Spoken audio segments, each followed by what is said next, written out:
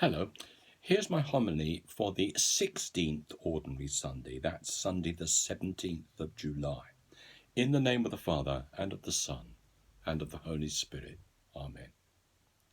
Today's Gospel from Luke chapter 10, where poor Martha, who is busy cooking the dinner, is told that Mary, by sitting and listening to Jesus, has chosen the better part, is one that many people find hard to take, isn't it? Well, let's see if I can show you that Jesus was right about this by giving you a few examples. The first comes from my own life as a busy parish priest before I retired. Yes, I was always at the door to greet people as they left the church after Mass. But too often I found myself busy with business, checking with Mrs. A that she was going to do the flowers this week and telling Mr. X where to find the readings for next Sunday, etc., etc. On more than one occasion I discovered later that someone had wanted to ask me about the faith, or had some worry about how to pray, or wanted to ask for prayers for a difficult situation, and I was told, "Oh, I didn't want to bother you, Father. I could see you were busy." Oh, yes. Too busy to respond to people who had real needs because I was concerned the church organisation ran smoothly. Another example is actually during Mass, where some of us priests can be so concerned that we say Mass properly and that all the lay people involved as servers or readers or whatever they do their bit right too, that we forget what is at the heart of the Mass, a prayerful offering of ourselves to Almighty God. Pope Francis is much concerned about this and has said so in his latest letter to us all. He certainly wants Mass to be said properly. He writes, "The art of celebration is not something that can be improvised. Like every art, it requires consistent application." But he then goes on to say, "For an artisan, technique is enough. But for an artist, in addition to technical knowledge, there has also to be inspiration, which is a positive form of possession. The true artist does not possess an art, but rather is possessed by it." This is so important, isn't it? But it is easy for lay people to confuse a good performance with a prayerful one. Now, I'm a pretty good performer at Mass, but unless I pray the Mass, unless I realise in my heart who we are worshipping, then I'm failing every one of you. Of course, God will still be present, for the failures of the priest never makes the Mass invalid, but it is so much better if the priest does not just perform, but also prays. Every priest needs to remember regularly the words said to him when he was ordained. Understand what you will do, imitate what you will celebrate, and conform your life to the mystery of the Lord's cross. But there are examples from ordinary life too.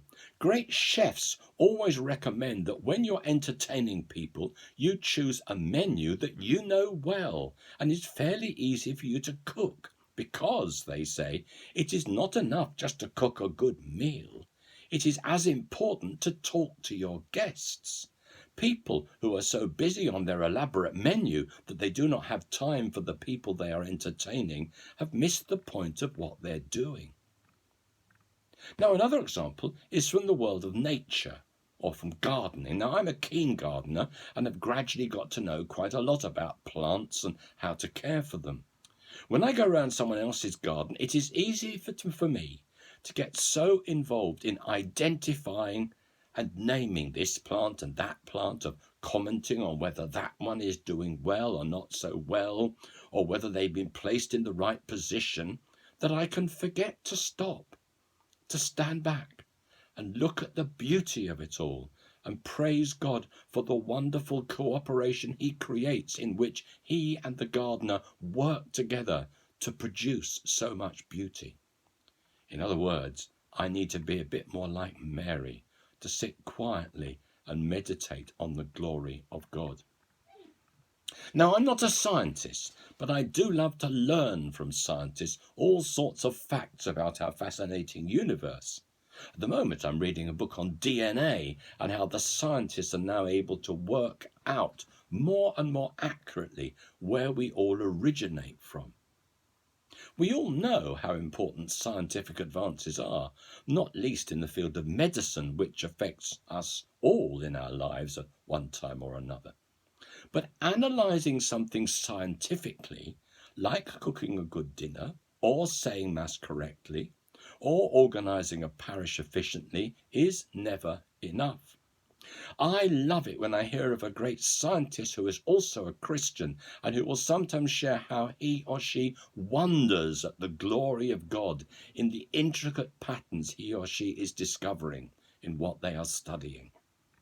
And surely that's the point that Jesus is making to Martha here, and that we also hear in our first reading from Genesis, when Abraham recognizes the importance of the three men he is entertaining. Or when St. Paul in our second reading writes, "The mystery is Christ among you, your hope of glory."